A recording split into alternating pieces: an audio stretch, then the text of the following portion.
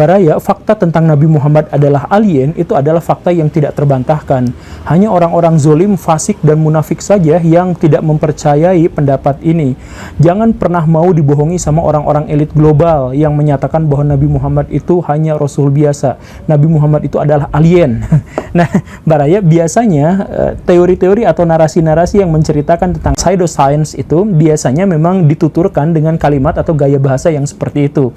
Gaya bahasa yang mencerminkan bahwa teori-teori yang selama ini ada itu adalah teori hoax, palsu, buatan elit global, dan lain sebagainya. Kemudian kita harus bangga terhadap agama kita, harus bangga terhadap nasionalisme bangsa dan sebagainya. Nah, biasanya narasinya diarahkan ke arah sana. Tetapi hal-hal mendasar yang harus kita pahami tentang Nabi Muhammad adalah bahwa ada banyak keganjilan terkait dengan pribadi beliau dan terkait dengan kemampuan dan pengetahuan beliau. Misalkan tentang bagaimana ceritanya Nabi Muhammad mengetahui bahwa Fir'aun itu akan mati, tenggelam, dan kemudian jasadnya akan diawetkan dan jasad itu tidak hilang.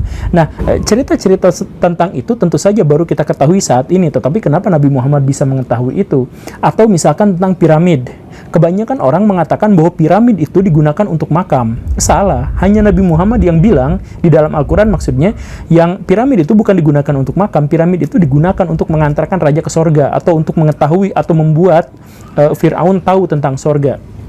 Nah, atau bagaimana cara bikin piramid? Kebanyakan para ilmuwan bingung gimana cara bikin piramid. Orang zaman dulu memindahkan dan menata piramid sedemikian rupa. Ternyata Nabi Muhammad dalam Al-Qur'annya itu menyebut bahwa caranya ternyata sangat mudah, yaitu beberapa batu tidak diangkat dari bawah ke atas, tapi berupa lumpur-lumpur atau tanah liat yang dibawa sedikit demi sedikit di atas, dicetak menjadi batu dengan cara dibakar.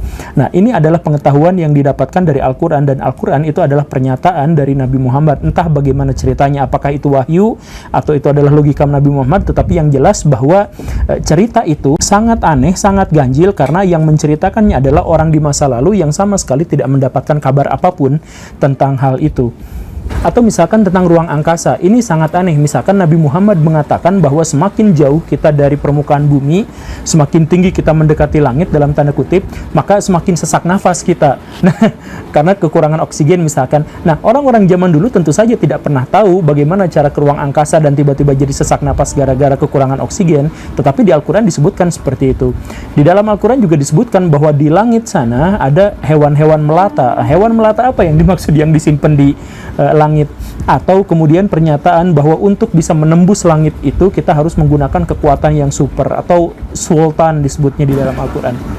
Nah, pernyataan-pernyataan seperti ini sekali lagi adalah sangat aneh atau ganjil kalau diungkapkan oleh orang yang hidup di masa lalu yang tidak memiliki akses pengetahuan tentang hal-hal yang semacam itu. Atau misalkan cerita tentang kiamat. Di dalam Al-Quran itu dan di dalam hadis tentu saja tersebar banyak sekali kisah-kisah tentang kiamat. Tetapi kiamatnya versi orang Islam itu begitu realistisnya, sama sekali tidak terkesan mistik. Misalkan bahwa kiamat itu ditandai dengan suara yang sangat kencang, kemudian dentuman besar, kemudian goncangan yang luar biasa, bumi mengeluarkan muntahan-muntahannya, kemudian laut tumpah sampai ke bumi, kemudian ada debu yang mengelilingi semesta, kemudian ada api yang mengepung manusia dan sebagainya.